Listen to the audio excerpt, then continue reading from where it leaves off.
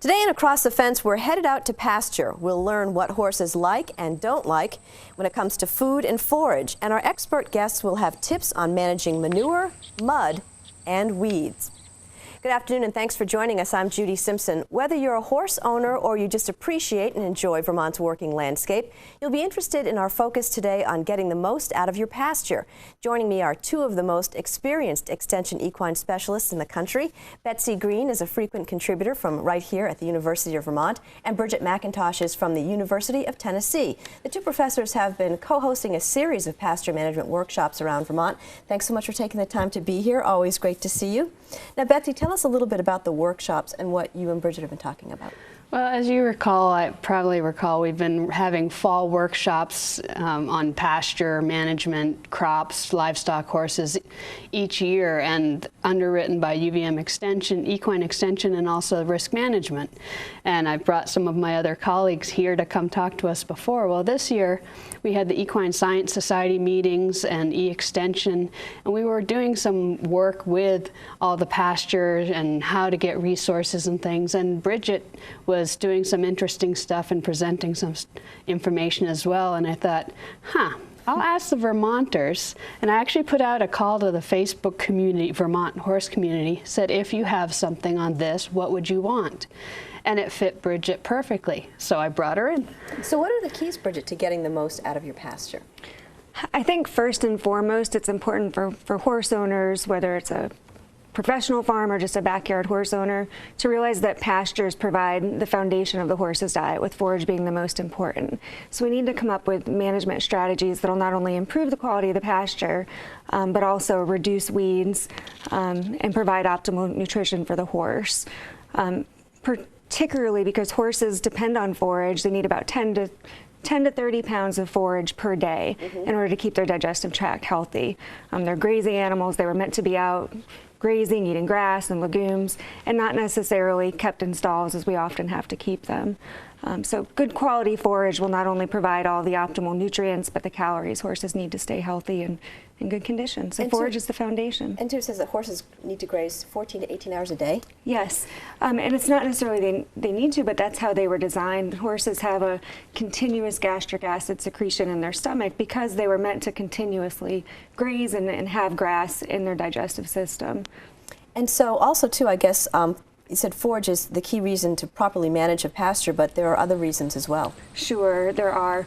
One of the problems we find on horse farms all over, whether in Tennessee, where I'm currently living, or up here in Vermont, is that pastures are often overstocked and overgrazed, and with that you lose your forage stand, and then you give an opportunity for weeds to come in, and with that then you've got bare ground and dirt, so then when you get rainfall, that allows the water to come in and wash off your sediment, nutrients, pathogens, is a major source of non-point source pollution. So that's a really big concern on the environment. Is there a ratio of how many horses per acre you should have, or is there a magic formula? Well, some of that depends on what kind of land you have, how well you manage it, and if you actually try and manage it for the pasture as well. So things like high traffic areas or rest pens or whatever, people call them different things. But horse people aren't used to naturally looking at forage first. They look at their horses first. But if you can actually have a paddock or something like that, you can see on there, to prevent overgrazing and decrease mud, you can preserve your pasture while your horse still gets out.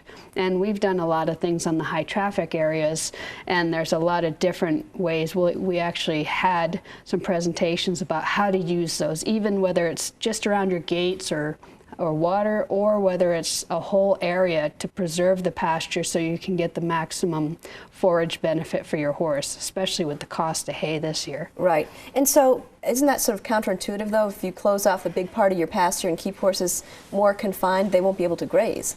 Well, that's true, but if you let them graze when the pastures are wet, and as they've been very much so this summer, or overgrazed, then you're killing the goose, basically. And so there go the golden eggs, and you'll be buying a whole lot more hay. Which is, as you said, expensive. Yes. So let's talk a little bit about the weeds. What are some of the most common questions that you get from horse owners? How do we get rid of them? How do we get rid of them? Exactly. And I think it goes back to the old saying that an ounce of prevention is worth a pound of cure. And proper pasture management is going to be your best defense against weeds. I know it's hard in years like this year where we had a lot of rainfall, so things are just growing kind of out of control. But you know, there's a lot of things you can do, mowing frequently or as frequently as you can get your equipment in there, doing a soil test and providing proper soil nutrients, whether it's nitrogen or lime, to correct the soil pH, to give the forage plants every opportunity to succeed over these opportunistic weeds that'll come in every chance they can get whenever there's bare ground. So really, overgrazing is one of the biggest issues that causes weeds, because it creates these little gaps where the weeds can come in and take over. And so what are some of the other things that we can do? We talk about mowing and clipping. Should you mulch? Should you, I guess it all starts with the soil test. Mm-hmm. Yeah, you have to, people say, oh, throw some lime on there, but they don't know exactly what they need. So you do the soil tests and find out what you need, and then you may or may not need lime. You may need other nutrients added there, but it's funny, the mowing thing, people say, but again, you're mowing your pasture, aren't they supposed to graze it? But if you mow it to a level, it lets the grass compete, and it forces the horse to have a more even playing field instead of going back to that new growth and creating bare ground. And so some other things on the slide, the overgrazing, using heavy use areas or the high traffic areas, like we said, selecting seed and actually utilizing it and giving it time to grow, not just throwing the horse on the next spring. Yeah, it's really important with forages, cool season forages, which you'll commonly find in Vermont. They really can't be grazed less than 3 to 4 inches. Once they're grazed below 3 or 4 inches, they lose their energy store that allows them to grow.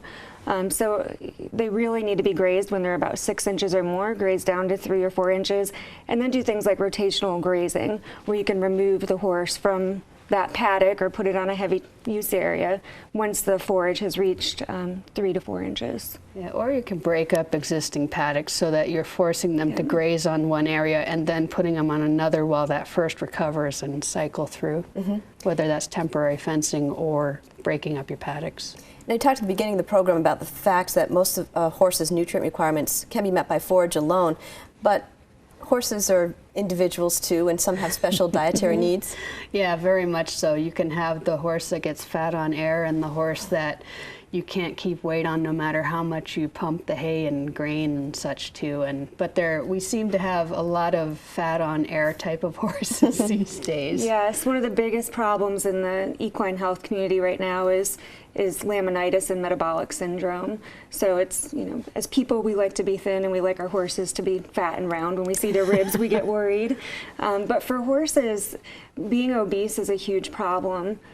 So it's very much similar to the diseases we have in humans, kind of like type 2 diabetes. So you have obesity caused by high sugar diets.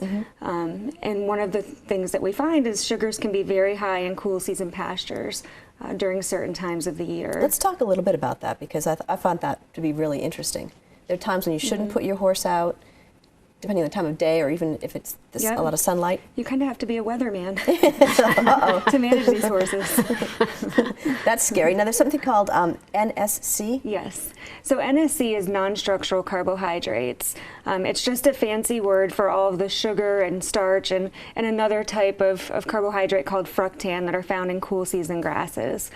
So on the slide, you can see that Pasture accumulates sugars and fructans. Starches are primarily found in cereal grains. So really what we're looking at are fluctuations in sugar and fructans when a pasture may be under stress from frost or drought or those types of things. So what are some tips then for horse owners as far as when they should put their horses out, or what kind of grass? Right.